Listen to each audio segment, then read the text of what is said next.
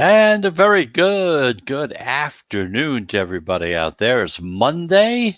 We're starting a new week, and you're coming to you live from Charlotte, North Carolina, right here on the I-95 Sports and Entertainment Network. Whatever time zone you happen to be in, whether you're listening on I-95 or perhaps on one of our podcast platforms, such as Apple Podcasts or Amazon Music Podcasts, iHeartRadio, you name it. If you're listening on one of them or if you're listening live on I-95, welcome to the show. I'm Chris Pardo.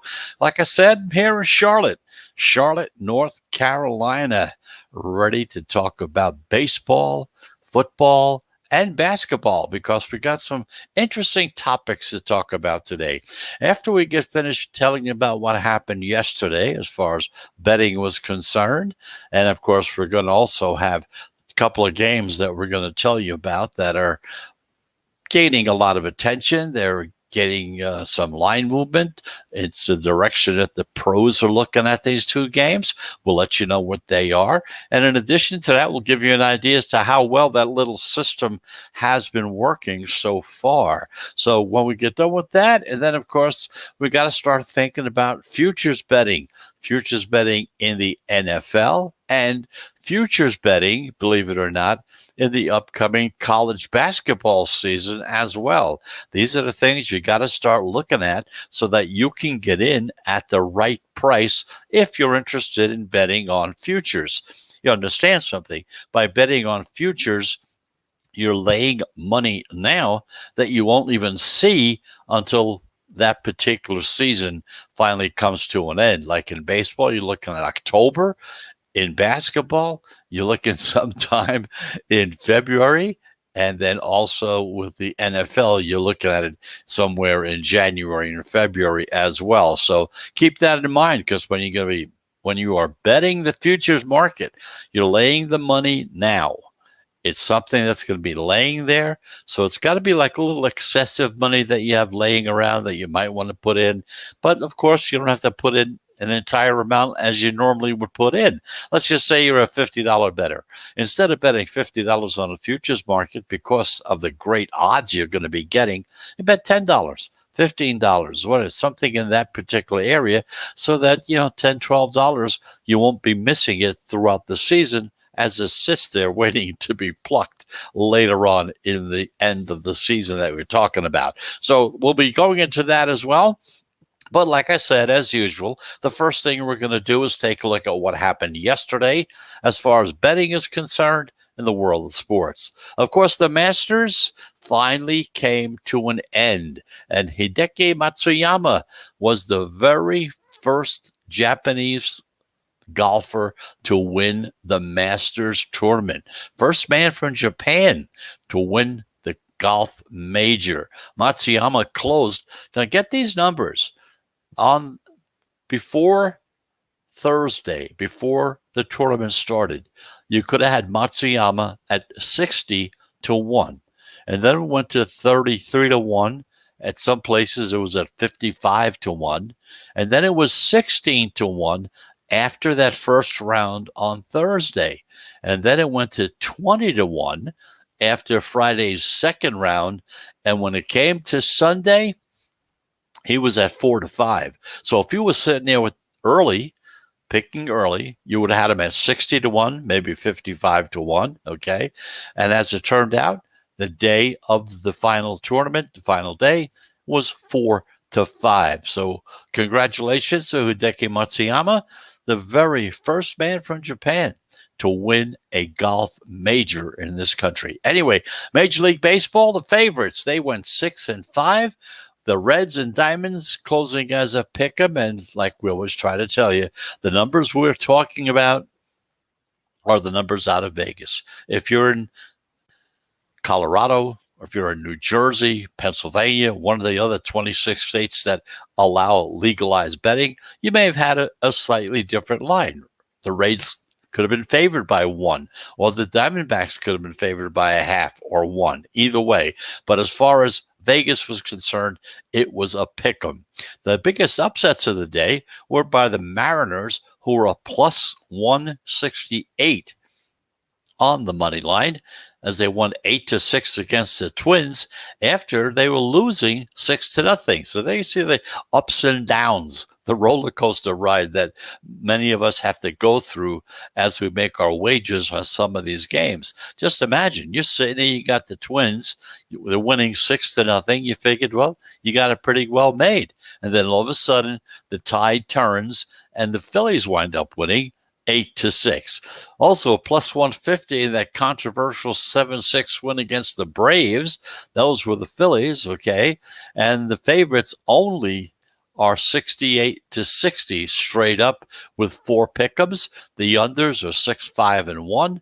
The unders still lead at 67-62. So in the NBA, the underdogs, they went 5-4 straight up. 7-2 against the spread. The dogs were barking loud and clear in the NBA yesterday.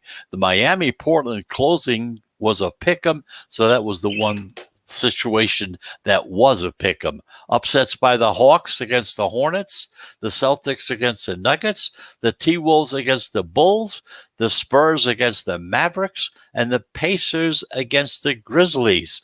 Plus, you had the Cavaliers, who were +9 against the Pelicans, and the Pistons, who were 13-point dogs against the Clippers, also covered, even though they both lost. The favorites still lead, however. They're at 50.6% on the season, 392 to 383.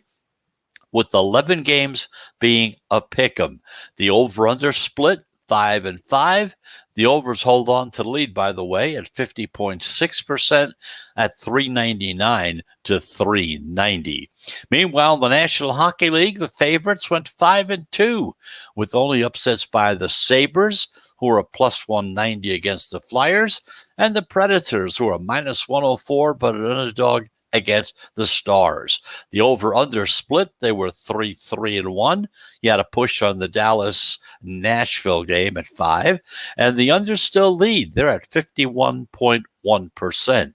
Meanwhile, the first period overs went 5-2, and they're still, the one period unders still lead at a little over 52%. So that's the story of the NHL, the NBA, Major League Baseball. Then, of course, now the Masters has finally come to an end as well. So that's the story on everything that happened yesterday as far as betting was concerned. Dogs had a great day yesterday. Looking forward to have another great day today. We talked about contrarian betting over the weekend.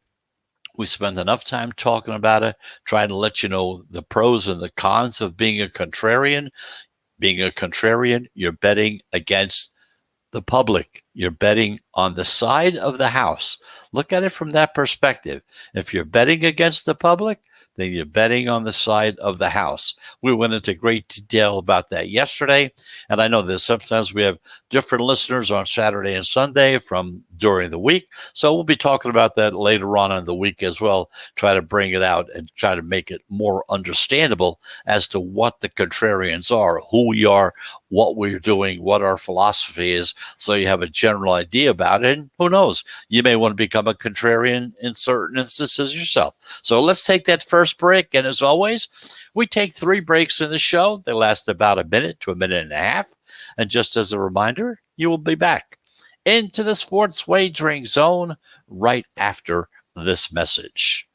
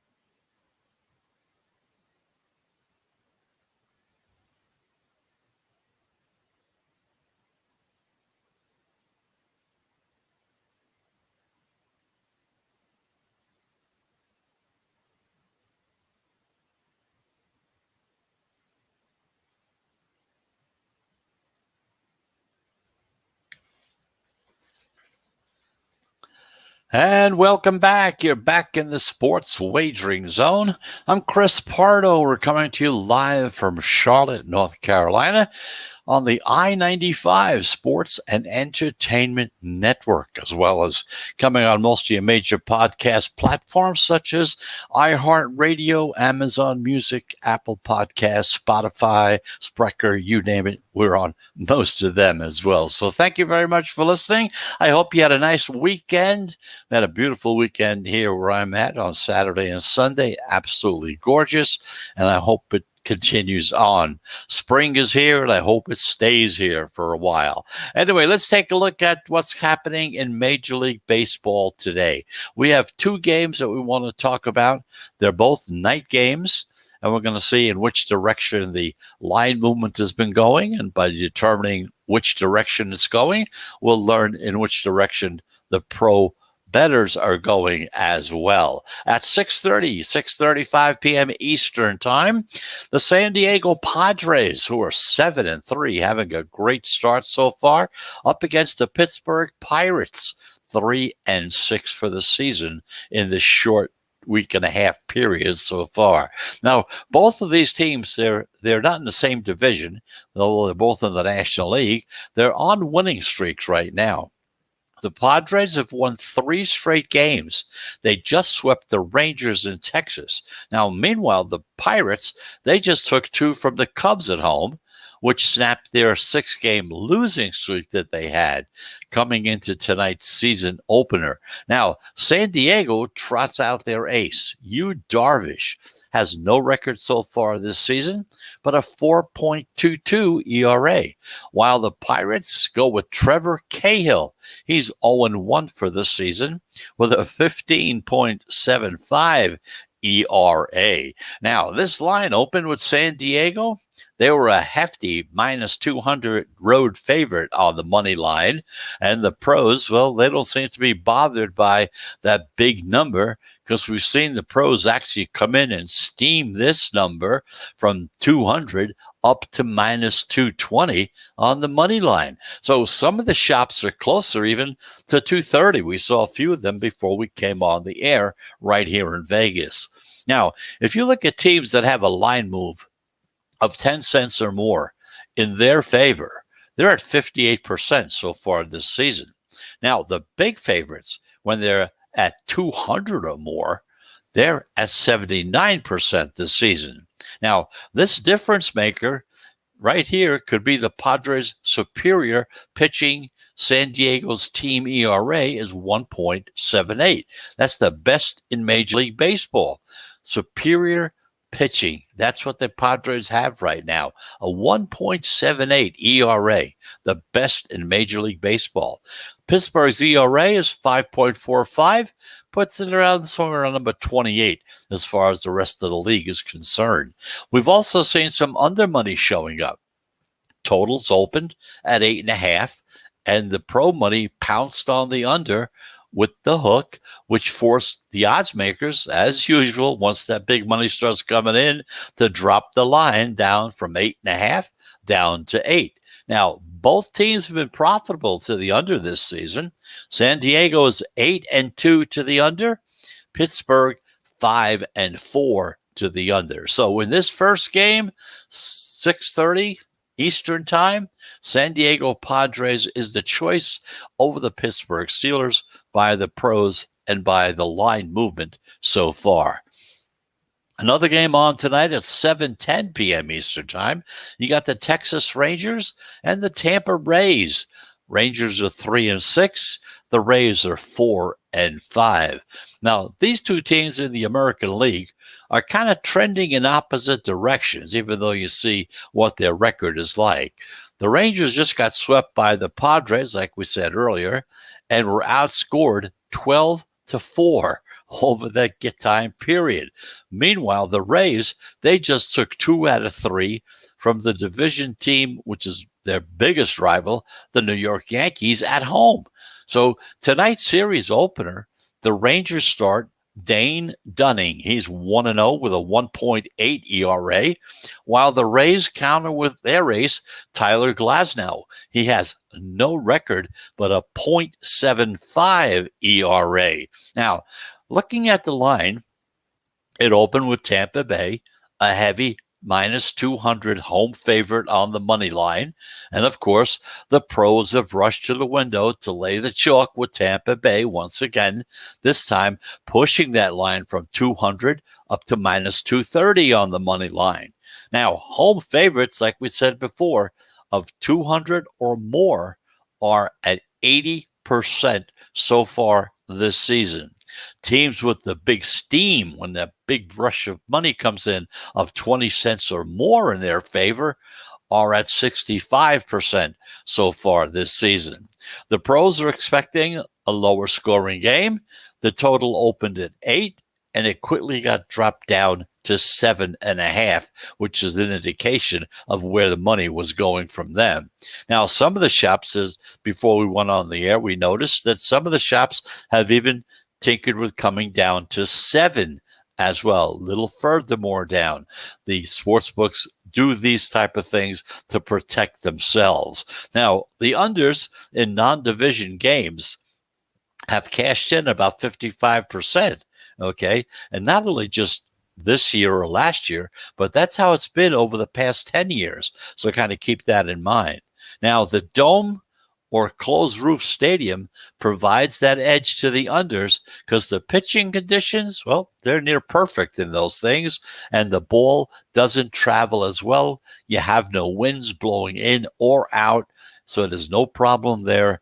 But because the air is kind of more humid, more dense, the ball doesn't travel as far as well. So in this particular game between the Texas Rangers and the Tampa Rays, the pros are on Tampa Bay. And repeating the first game we talked about, the San Diego Padres and the Pirates, the pros in that game are on San Diego. Now, in this situation, both times they are on the favorite in both of these games. You don't see that quite often. Generally speaking, most of the time, the pros are contrarian bettors. But like we always say, if they feel that there's value in betting on a favorite, they will do that as well. They're not just totally contrarian, which is like we talked about yesterday. You don't always bet on every underdog, okay? There are certain situations where you bet for the underdog, and every now and then something comes up where the favorite looks like the better bet as well. And once again, taking a look at the little system that we've been using so far in baseball, we give it to you as, for free. You use it as you wish if you want to. If you're new into betting, you might want to adopt this at least to get started with, and then you can kind of change and make your adjustments. If you're using a system right now that you totally like, well, perhaps it might be something that we tell you that might help you to make your system a little better. Keep in mind, we are following on the coattails of the guys who do this for a living and average somewhere between 55 to 60% as far as winners are concerned. So going into today's action, so far we have had 27 plays altogether 27. And right now the percentage is at 55.5% on the winning side. We had 15 winners, 12 losers. Yesterday, we had 3 plays. We had Colorado against San Francisco, having San Francisco in that game. Cincinnati against Arizona. We had Arizona, which was a winning situation. And the one loser, and it was a controversial play at the end. It could have gone either way, but Philadelphia wound up losing, even though we had them. Atlanta wound up winning because of the call that was made at home plate. Of course, it could have changed. It could have gone another direction even further down the line. But at least that one particular play ended the game, and it kind of put it into the laps of the Atlanta Braves, okay? So that's the story there. When we come back, we're going to take a look at some futures betting. We're going to look at futures betting as far as the NFL is concerned, give you some thoughts and ideas. It's time to start thinking about that. Before you know it, the draft is coming up, then the camps open up, and you're going to wake up, and it's going to be September. It's going to be kickoff time, and hopefully you'll be ready for it when it comes. So let's take that second break, and just a reminder, we're going to be back right after these messages.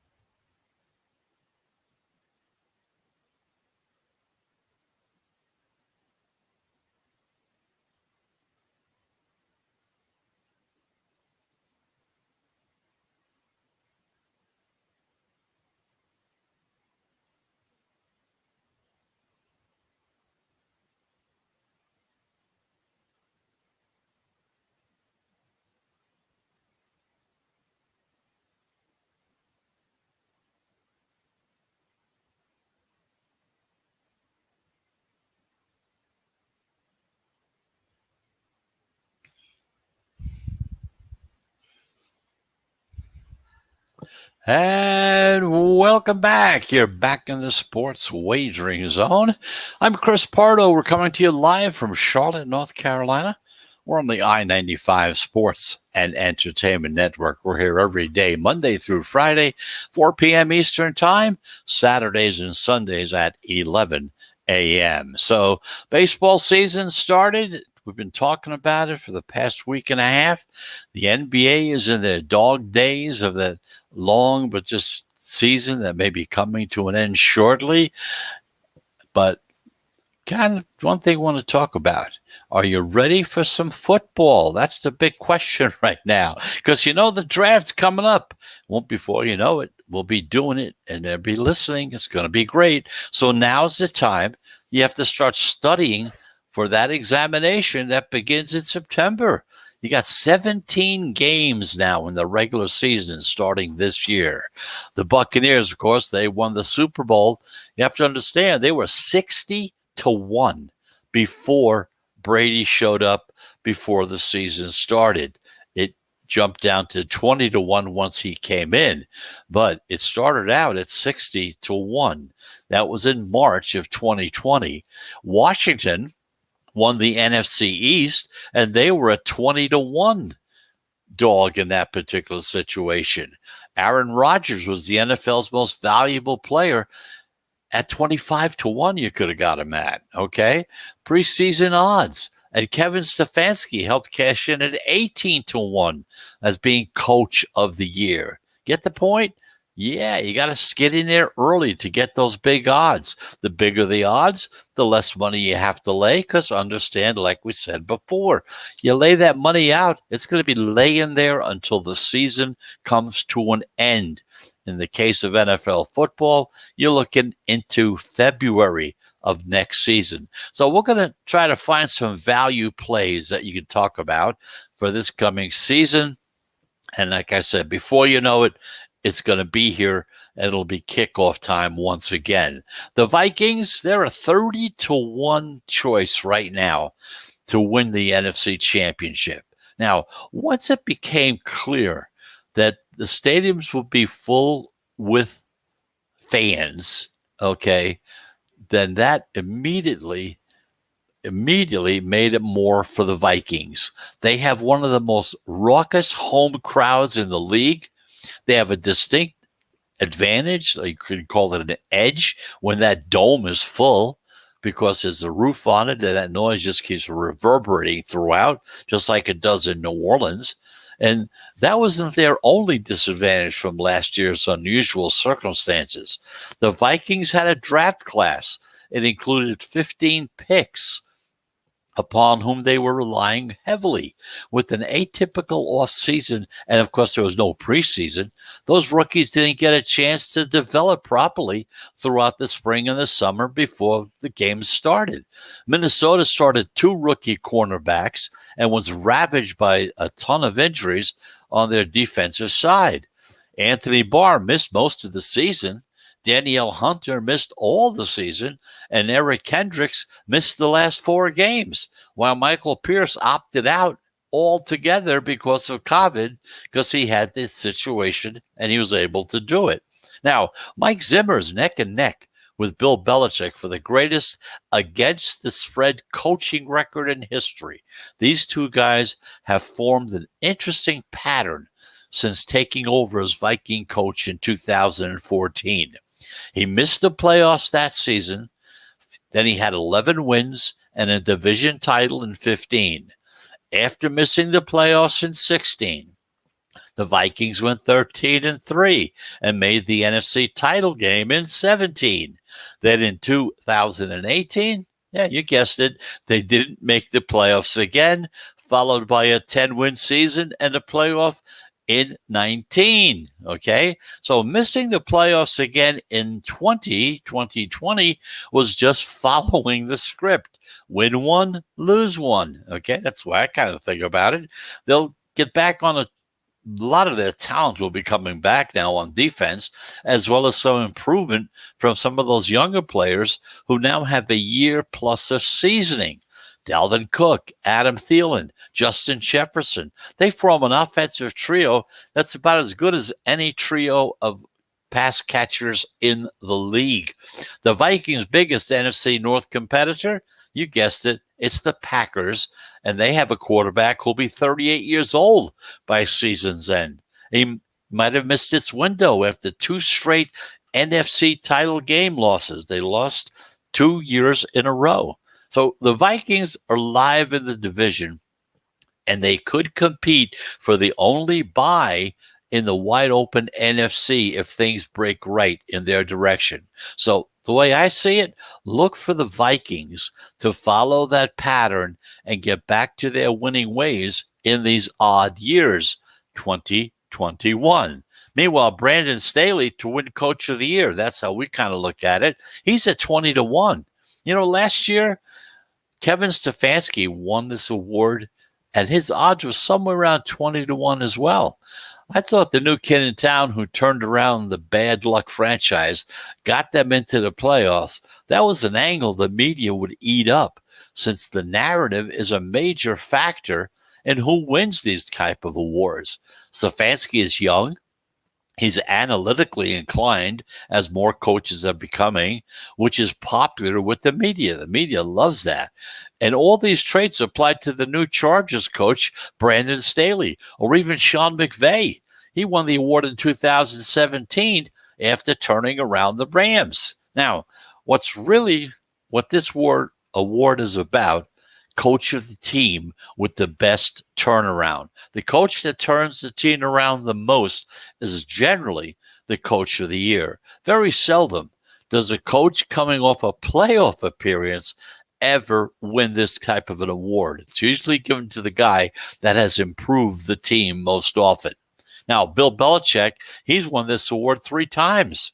And do we really think there's been a better coach than Belichick all but 3 times in the past 2 decades?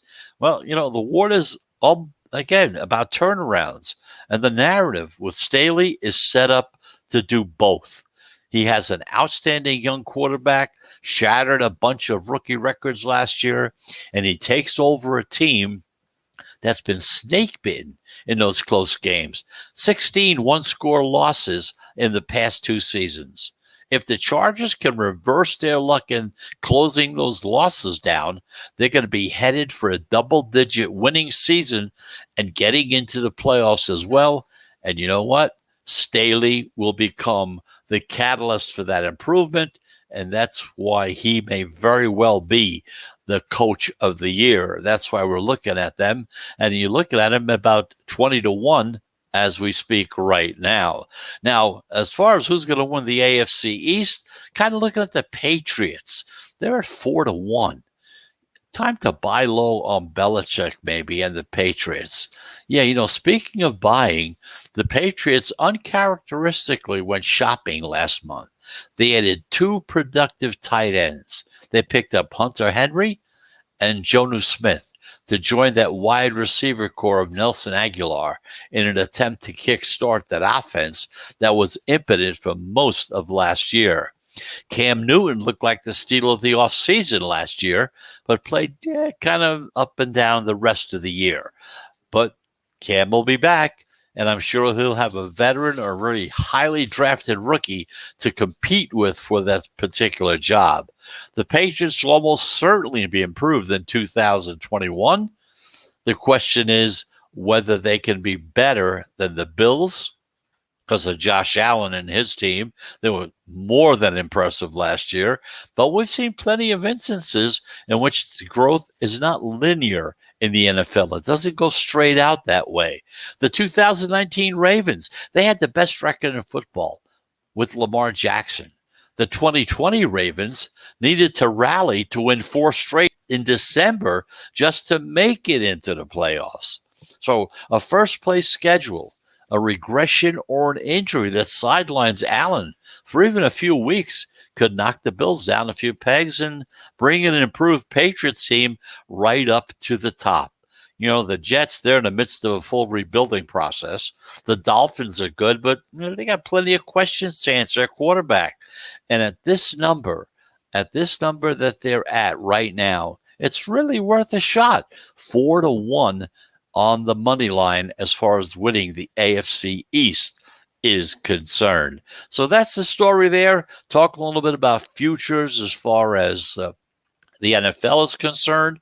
When we take our final break, when we come back, we're going to have enough time, we thought, but I guess it does look like it's going to happen. We're going to talk about the futures in college basketball coming up as well.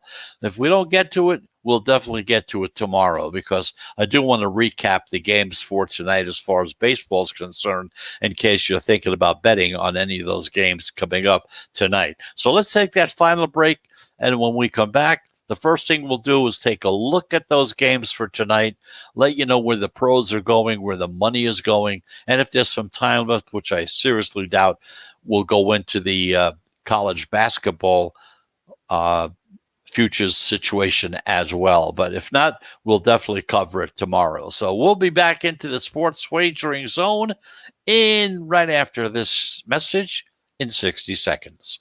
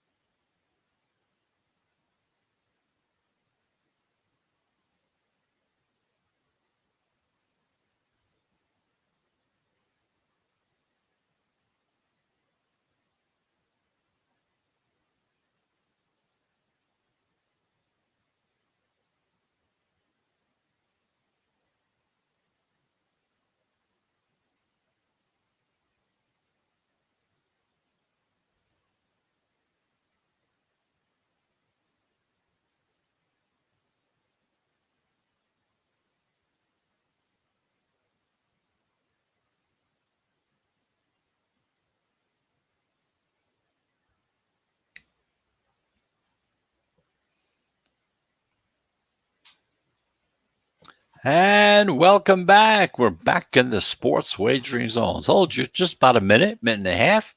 We should come right back again. Just gives me enough time to get a quick sip of some water, refresh my throat a little bit so I can come back and finish off on the show. Anyway, thanks for listening. We're coming to you live. We're live here in Charlotte, North Carolina on the I-95 Sports and Entertainment Network. Now, taking a look at the 2 games we talked about coming up today. 2 games, 6:35 p.m. San Diego Padres against the Pittsburgh Pirates. In this particular game, the San Diego Padres are the choice.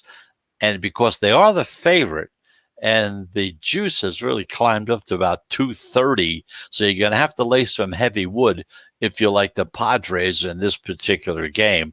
The pros, they do. They love the Padres in this situation. At 7:10 p.m., you got the Texas Rangers against the Tampa Bay Rays down in Florida, just as well as the other one. This also, you're going to have to lay some wood on if you go along with the Tampa Bay Rays. That is who the pros are wagering on in this particular game. So you're looking at the Tampa Rays in game 2 and the San Diego Padres over there in game 1. And just as a quick reminder, as far as this little method that we've been using, the system, whatever you want to call it, so far this season, we have had 27 plays so far this season, 27. Out of those 27 plays, we had 15 winners and 12 losers, which comes out to 55.5%. Puts you definitely into the profit column. But as we talked about following the pros or whatever system you're using, it's not as linear. It doesn't go straight one direction. It goes up and down. We started out down. At one point in time, we were down as far as being 8 wins and 10 losses after 18 games. And then from that point on, we kind of turned things around. Went up to 11 and 10, 13 and 11. Now we're at 15 and 12. Just bringing that to your attention so that if you're thinking about it, it's been working pretty good so far. And of course, there's always a chance it could start going in the other direction because we're right about at that level that we normally would have following the pros and their percentages. So we're not too far away from that. So that's the story on the games for tonight, a little bit about the system. And of course, we'll be back again tomorrow. We're here every day, Monday through Friday, 4 p.m. Eastern time. So I hope you had a great weekend. Even more so than that, I hope you had a more profitable weekend. That's really more important. I hope you have a great day today. Today is Monday, start of a new week. Baseball, you got some hockey games on tap. You have some NBA games. If you like to bet on NBA games, they're available as well. So until tomorrow at 4 p.m., I'm Chris Pardo. Thanks again for listening. And of course, like I said, I hope you have a very, very pleasant Monday. But even more so than that, I really hope you do have a very profitable Monday as well. So until tomorrow at 4 p.m., we'll be back here at the I-95 Sports and Entertainment Network, coming to you live from Charlotte, North Carolina. Goodbye, everybody, and have a really great Monday. Goodbye, everybody.